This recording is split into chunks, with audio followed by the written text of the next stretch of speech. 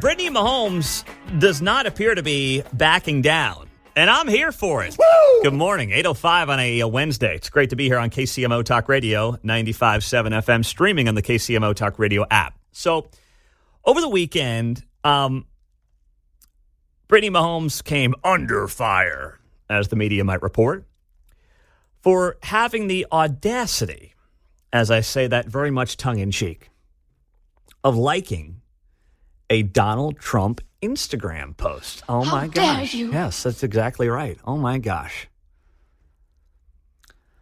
So what happened is she liked a post from Donald Trump's on Instagram in the last couple of weeks, and it was like Donald Trump's 25 bullet point plan when he gets in office. And it was like, deport illegal criminals and get inflation down and, build the wall and all these really radical things that a lot of Americans agree with when you poll them. So she liked the post. People found out she liked the post. It got screenshotted, and then she unliked the post. But she did put up something on her Instagram stories over the weekend that basically said, in a nice way, get over it. We're allowed to have different opinions. Well, yesterday, she had another thing on her Instagram stories where she basically doubled down. She shared a post on X from a guy named Shane Pruitt, who is a Christian author, and she shared a screenshot of his post on X, and it reads as follows. Contrary to the tone of the world today, ... you can disagree with someone and still love them. You can have differing views and still be kind. And she shared a screenshot of that and then commented herself and said, read that again. Now, I'm not saying Brittany Mahomes is going to be showing up in a MAGA hat, nor should she. Probably not good for business. But she clearly is sending a message to her haters out there to grow up. That politics don't define us and should not define us. And should not define our relationship, should not define our friendship. And a lot of this stems, I think, in part from stories I saw in the Daily Mail over the last, 48 hours, where Brittany and Patrick were in Rhode Island over the weekend at, I guess, Taylor Swift's $17 million mansion. Travis Kelce was there. It was a birthday party for, who's her big friend? Yeah, Lively. Thank you very much, John. I was going to say Ryan Reynolds' wife. I was blanking on her name. Look at John. He's Mr. Pop Culture in there, isn't he?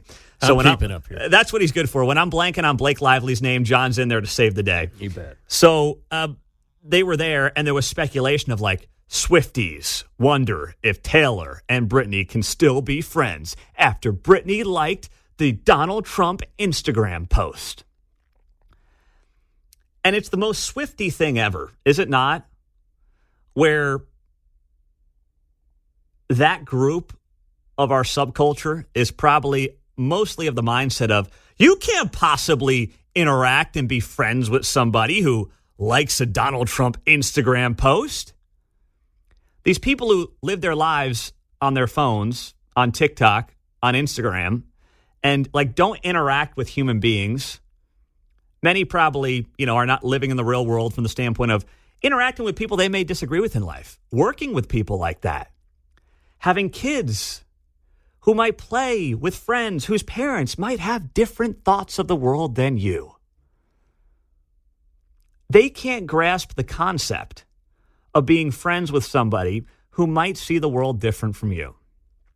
I don't know about you, but a lot of the guys that, I've been friends with now for 30 years, who I've known since I was, 6, 7 years old, many of whom are still my best friends. We all have different political beliefs. They know what I do for a living, right? Now, they're probably not streaming the show on a regular basis, but I don't care. We got together this past month. I was back. I was visiting them. We got together, went to a bar in Midtown Manhattan, and guess what? We picked up right where we left off. And you know what doesn't come up? Politics. You know what doesn't come up? Donald Trump, Joe Biden, Kamala Harris, Nancy Pelosi. Because normal people can have relationships with others and have it not cross the political divide. and have politics not be part of every single conversation and relationship. And this gets back to a broader point. When you look at all the polling and studies that have been done by Gallup and some of those outlets, every poll shows you that liberals are far more likely than conservatives to be staunch in their beliefs that they can't be friends with somebody who has a different political view than them. Conservatives are far more likely to be open to being friends and willing to be friends and have relationships with people that don't see the world the way they do, politically speaking. And who's the tolerant group again? Who defines themselves as the tolerant left? Oh, that's right. The self-proclaimed folks who actually don't want to associate with those who don't agree with them politically. But they're the ones who get to self-identify as tolerant, when they're the ones, the polling shows, who are far less willing to interact and be friends with people that don't agree with them politically. So make that make sense.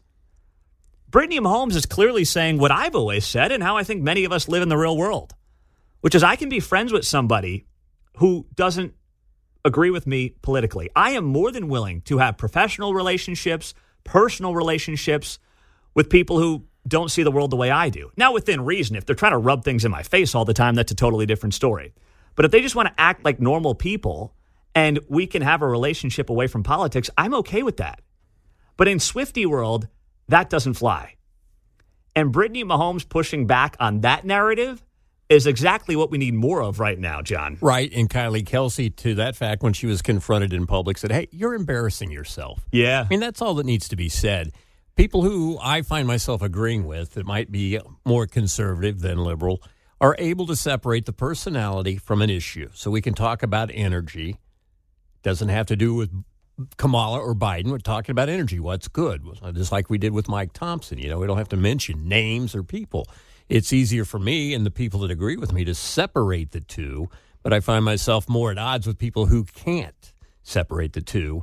And so it becomes, I'm judged by something that Donald Trump did. Yeah. And it becomes you guys. That's what they love to do, That's you know? Like, no, it's not you guys. And separate that's, things. And that's what leads us to this election as well, where what's the talking point from many Kamala Harris supporters? If you vote for Donald Trump, you must approve of everything Donald Trump has ever done in his life.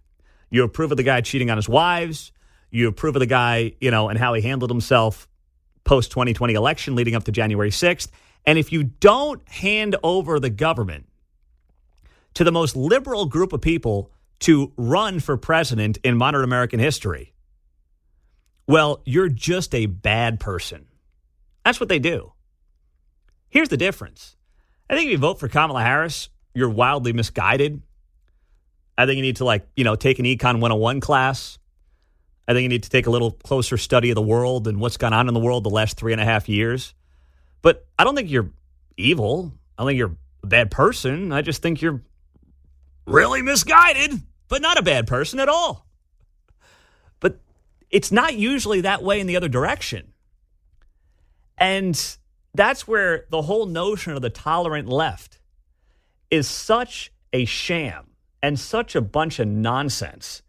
And if it's Brittany Mahomes on Instagram or us on this show pushing back on it here in Kansas City, I'm all for it. Paul's in Kansas City. He's on KCMO. What's up, Paul? Hey, you're exactly right, Pete. I'm a boomer, Reagan conservative. My son's a KU graduate, medical professional. He's a Bernie Sanders guy. When you put faith, family, and country first, everything's secondary. So him and I can have great debates, and then we go with my granddaughter to the park, and life is great. So that's where you just got to keep it in perspective. Yep, that's exactly right. That's so well said. I mean, can you imagine, Paul, not having a relationship with your grandson over politics with your son? Oh, yeah. It's ridiculous. Yeah, it's ridiculous, yes. Because in the end, when push comes to shove, who's going to be there to help? Family. Yeah. Family will always be there. Yes, sir. Yeah, that's exactly right. And that's how it should be, man. That's how it should be. When you're sitting on that deathbed, are you going to have regrets because of Donald Trump, Kamala Harris, Nancy Pelosi, Josh Hawley, Sharice Davids? Please. That's not the world I want to live in, and that's not the world any of us want to live in. And you know what the best thing to do is, what we've lost in the political discourse? The biggest thing we've lost in the political discourse. You know what? I got a break. I'll tell you what that is next here on KCMO Talk Radio, 95.7 FM, and streaming on the KCMO Talk Radio app. So the biggest thing lost in our political discourse, we were just talking about this before the break, after Brittany Mahomes once again appearing to push back on the haters who are mad that she had the audacity to like a Donald Trump Instagram post. Oh, the horror. The biggest thing lost in our political discourse is the power of persuasion. Nobody actually wants to try to persuade somebody they disagree with as to why the person they're voting for is the better option. What do they want to do? Insult, name call, beat them over the head. Shame. That's all they want to do. That's all they're interested in doing. Taking a 2x4 and slapping you upside the head. That's it. Right? I mean, whether it's inside of one side of the political aisle, hey, Pete, you're a rhino. Well, I haven't heard that one before, big guy. Why? Why? Because I don't put politicians on pedestals, which nobody should ever do. Literally, I can go vote for Donald Trump for a third time, which I'm going to do, and someone's still going to be like, oh, well, if you don't worship the ground he walks on, you're a rhino. Part of the problem. Yeah, You're part of the problem. Yeah, if you don't believe everything I say and that people walk on water, one person in particular, oh, boy, wow, what a rhino that guy is. On the other hand, if you support Donald Trump or if you vote for Donald Trump, well, you must approve of every single thing that Donald Trump has ever said, done, talked about in his life. Therefore, you're racist, you're a horrible person, you're a bane of society, you're a deplorable, you're a whatever. That's what we do. And I don't mean we, you and I necessarily, some of you might, but that's what a lot of people do in the political discourse.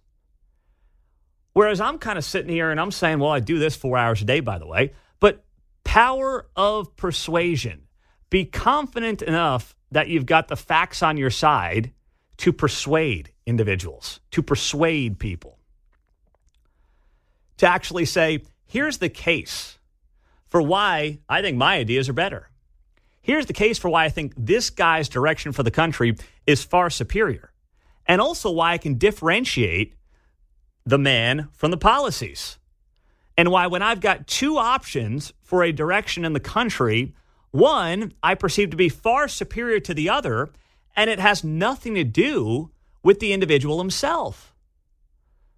It's about what direction I want to see the country go for my kids, who are all 5 and under, for their kids one day, God willing, and so on and so forth. That's what the conversation needs to be. But we don't want to have that conversation.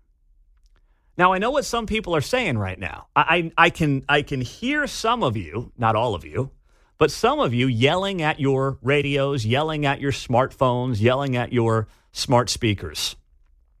Oh, yeah, well, Trump's driven the discourse down in this country. Has he helped it? Not necessarily. But Donald Trump is really a microcosm of the discourse and what was happening in America leading up to him coming down that escalator in 2015. Whether it was John McCain or Mitt Romney or the way that many in media were just beating you over the head if you did not agree with all their wacky ideas, Donald Trump is a byproduct of that. It's far from being all his fault. It's largely not his fault. He was a symptom of what was already a disease that was permeating American culture. And social media has made it much worse as well. Because now you can just call people names on X and Facebook, and especially if you're on certain social media platforms, you don't even have to put your name to it. At least on Facebook, theoretically, you got to put your name to something. But still, you can yell at people through your phone. You can yell at people through your computer. And you don't really have to have any of the reasonable discourse that you would have with somebody face to face. or on the telephone, right?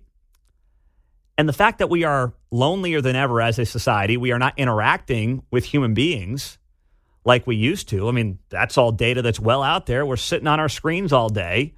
It has created a world where the discourse doesn't need to be as reasonable.